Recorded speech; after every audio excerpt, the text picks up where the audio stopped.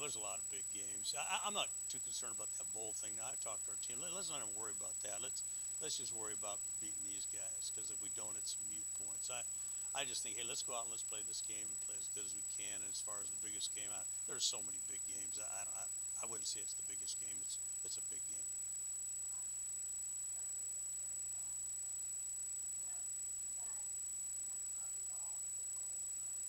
Hmm. Hmm.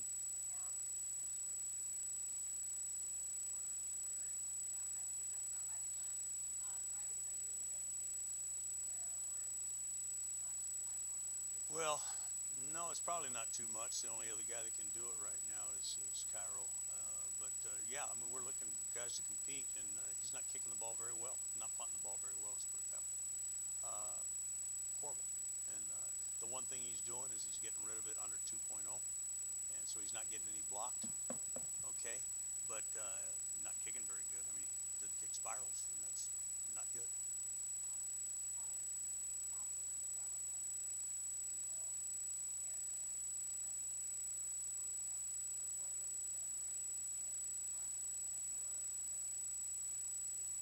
Well, no, I don't think you can compare the two because they're two different people completely. The one thing about Griffin last week, I tell you, he became very excitable. He finally, in the 10th game of the season, became a vocal leader. I mean, he was a madman on the sideline. He was yelling at his linemen. He was yelling at the special teams guys. He was yelling at the defense. He was going wacko. I mean, and he did a great job in that sense. And he now feels confident that he can voice his opinion, and so he was very vocal. Kevin is a good leader as well, is what I was trying to say. Kevin has a lot of respect from his teammates because he is so unselfish. Here's a guy who's a senior, went in for the last play of the game to take the snap to down the ball. He's just a great kid, a great person. He's going to be very successful in life. And the thing he gives you is he's been there, he's done that, he's played, he's started. He played well against Houston until he broke his finger, and then he had 2 interceptions. So I would say that he gives us a guy that can manage the game well, hopefully make some plays for us, but keep us out of bad plays.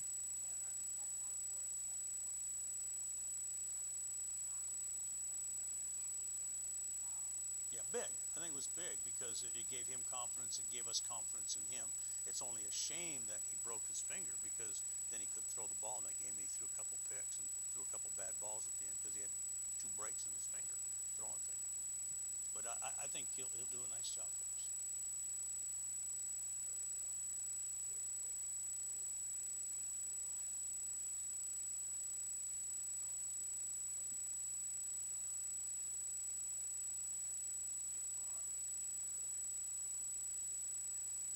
Mhm. Yeah.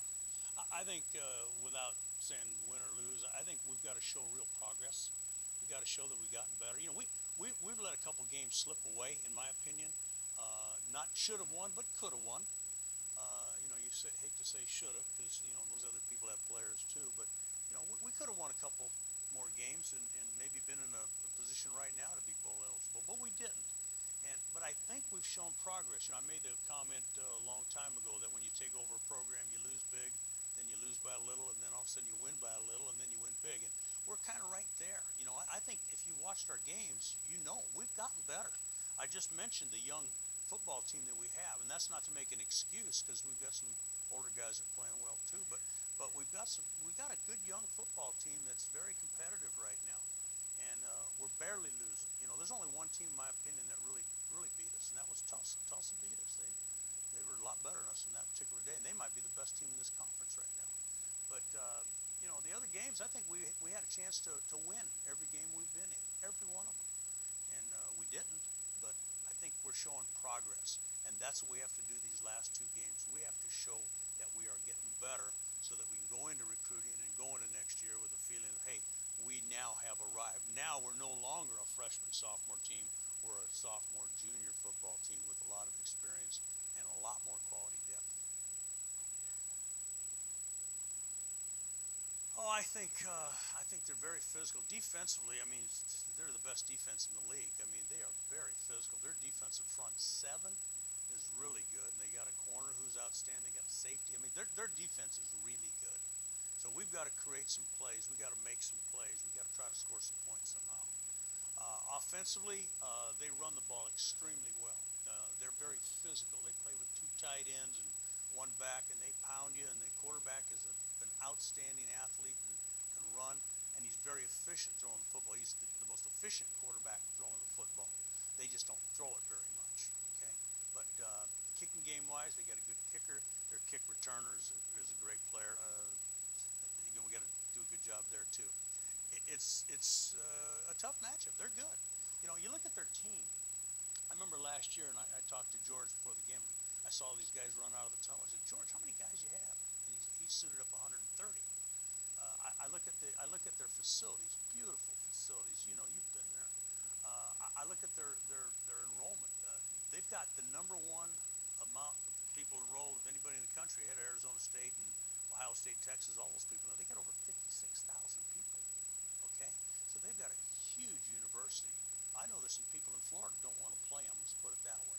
Okay, they're up and coming, and I you know, with the exception of this last game, I would have said, yeah, they're hands down the best team in this conference. But they did get beat, so I mean, there's always a chance.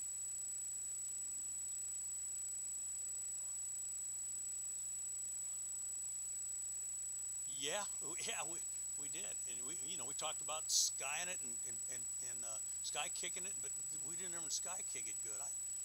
Here's an interesting thing. We go to the dome. Just something to think about. You know, we practice on our field, and I say kick the ball to the 25-yard line. Well, those pro numbers are different. Now, where they have the two slashes where the numbers are supposed to be for college, but you look at the field, and our kid is kicking it to the 25-yard line, but it's where the pro numbers are. That's way too far in the middle to kick it.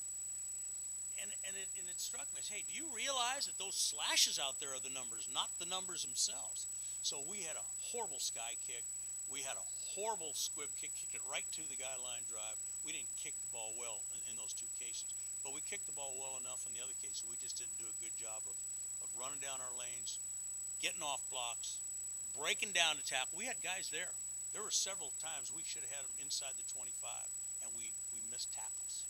We missed 9 tackles in the kicking game on kickoffs. But we got to get off blocks. We got to stay in our lanes. We got to idle down, and